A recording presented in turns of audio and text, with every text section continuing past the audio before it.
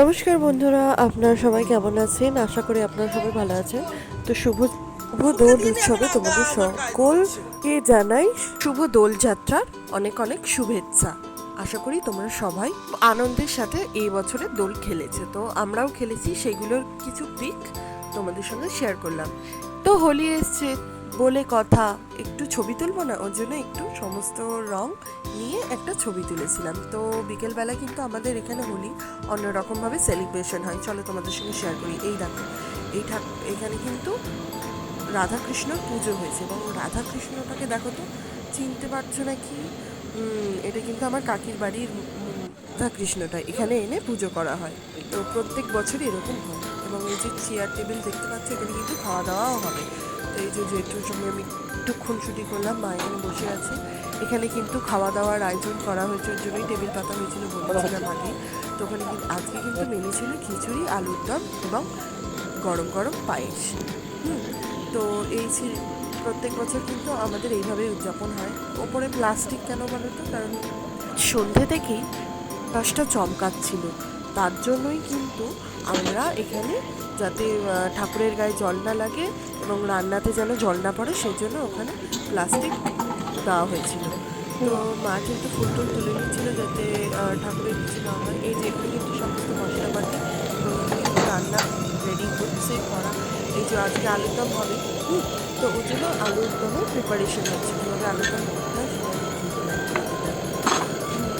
তো পুরোটা তো দেখাতে পারিনি, কারণ ওখানে বৃষ্টিও হচ্ছিল, ওনাদেরও প্রবলেম হচ্ছিল ছোটো জায়গা যেহেতু।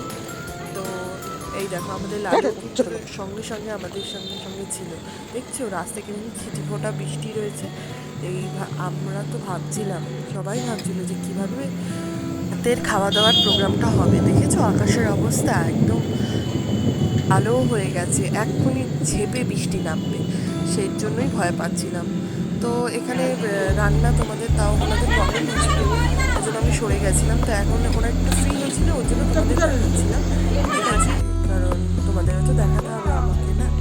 তো যাই হোক, এই দেখো বৃষ্টি শুরু হয়ে গেছে কীরকম দেখেছে। এখানে সবাই কিন্তু তিরপল টানাচ্ছে খাবারের জায়গাটায়, যাতে খাবারে নোংরা না পড়ে। এখানে অনেকেই এসছিল, মানে অনেকের আসার কথা ছিল। এখানে কিন্তু অনেককে খাওয়ানো হয়, যেই আসবে সেই খেয়ে যাবে।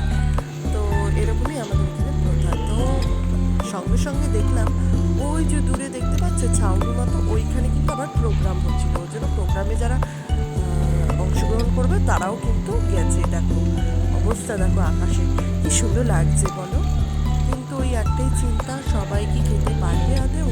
এত বৃষ্টি হলে এত খাবার নষ্ট হবে না তো? সেই ভেবেই কিন্তু চিন্তায় আমরা খুব চিন্তা করছিলাম যাতে খাবারগুলো নষ্ট না হয়। তো যাই হোক, এখানে যে অর্ধেক লোক প্রোগ্রাম করতে এসেছিল, এখানকার প্রোগ্রামটা হয়েছিল, সেটা তোমাদের সঙ্গে পরের পার্ট 2-তে শেয়ার করব। কি কি নাচ হলো, গান হলো, তারপরে সেকেন্ডে কি হলো, আদৌ কি খাওয়া দাওয়া হলো, বৃষ্টি কি থামলো, দেখতেই পেলে কীরকম বৃষ্টি হতে শুরু করে দিয়েছে।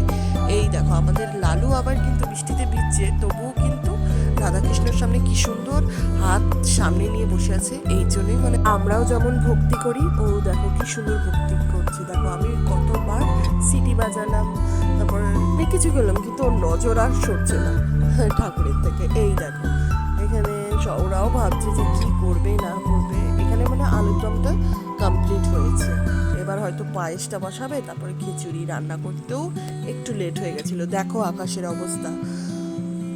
দেখা হচ্ছে পার্ট 2-তে।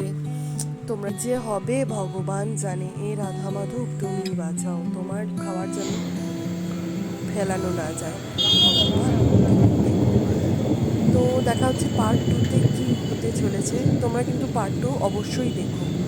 তো রাধা মাধবের লীলা যদি দেখতে হয় অবশ্যই পার্ট 2-তে হবে, কিন্তু খুব তাড়াতাড়ি আসছে।